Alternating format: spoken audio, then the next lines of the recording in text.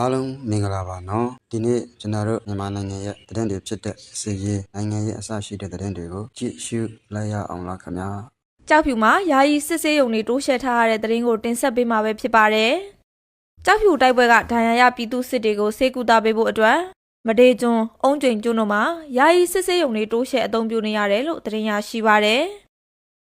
အာရခတပ်တော်နဲ့စစ်ကော်မရှင်တို့ဟာမနစ်ကဒီဇင်ဘာတလလုံးမှာကြောက်ဖြူမြို့နယ်အနီးဝန်းကျင်အထိတိုက်ပွဲတွေဖြစ်ပွားခဲ့ပြီးတော့အထိခိုက်များလွန်းတဲ့အတွက်ကြောက်ဖြူမြို့နယ်ထဲမှာယာယီစစ်ဆေးရုံ3ခုထက်မနည်းအသုံးပြုနေရတယ်လို့စစ်ကော်မရှင်နဲ့နှိစက်တဲ့စစ်ရေးသတင်းအရင်းမြစ်ကပြောပါတယ်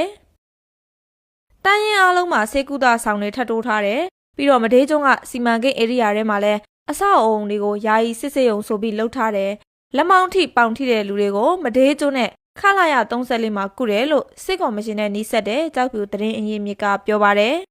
ဒါအပြင်တရုတ်ကုမ္ပဏီဖြစ်တဲ့ CNPC ကဆောက်လုပ်ထားတဲ့မဒေးကျွန်းကျေးရွာကစာတင်ကျောင်းကိုလည်းယာယီစစ်ဆေးရုံအဖြစ်အသုံးပြုထားတယ်လို့ပြောပါတယ်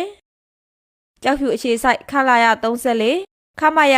942ခလာရ943စစ်တပ်ရင်းတွေမှာစေကူတာဆောင်တွေတိုးချဲ့ဆောက်လုပ်ထားပြီးတော့အဲ့ဒီကမနိုင်တဲ့အရေးပေါ်လူနာတွေကိုရန်ကုန်ကိုလေရင်နဲ့တဲဆောင်နေကြတယ်လို့ဆိုပါတယ်။ဒါအပြင်ကြောက်ဖြူမြို့ပေါ်ကပြည်သူ့ဆေးရုံကြီးမှာတော့စစ်ကော်မရှင်ရဲ့ဒဏ်ရာရစစ်သားတွေကို2025နှစ်ဆန်းပိုင်းကလေးကစေကူတာပေးခဲ့တာဖြစ်ပါတယ်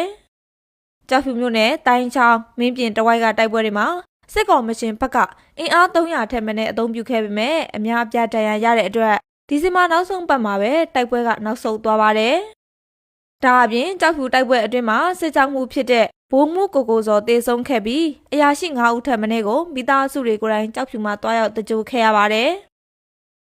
တိုက်ပွဲကဒဏ်ရာရတဲ့စစ်သားရာနဲ့ရှိဟာလည်းစစ်ကော်မရှင်ရဲ့ယာယီစစ်ဆေးရုံတွေမှာကုသခံနေရတာပါ။ကြောက်ဖြူတိုက်ပွဲတွေဟာ2025နှစ်ဆန်းပိုင်းမှာစတင်ခဲ့ပြီးနှစ်ကုန်ပိုင်းမှာတော့ပုံမပြင်းထန်လာတာဖြစ်ပါတယ်